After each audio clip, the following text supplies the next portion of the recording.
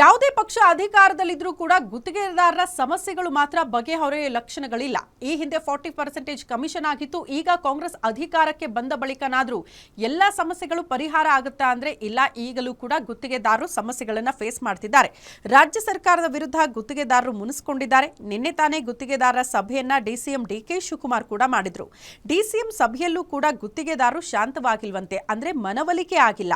ಸಭೆಯಲ್ಲಿ ಗುತ್ತಿಗೆದಾರರ ಮೇಲೆ ಸ್ವತಃ ಡಿಸಿಎಂ ಡಿಕೆ ಶಿವಕುಮಾರ್ ಕೂಡ ಅಸಮಾಧಾನ ಹೊರಹಾಕಿದ್ದಾರೆ. ಸ್ವಲ್ಪ ವಿಳಂಬ ಆಗಬಹುದು, ಆದರೆ ನಿಮ್ಮ ಆರೋಪ ಸರಿಯಲ್ಲ ಅಂತ ಡಿಸಿಎಂ ಡಿಕೆ ಶಿವಕುಮಾರ್ ಇದೇ ಸಭೆಯಲ್ಲಿ ಅಸಮಾಧಾನ ಹೊರಹಾಕಿದ್ದಾರೆ.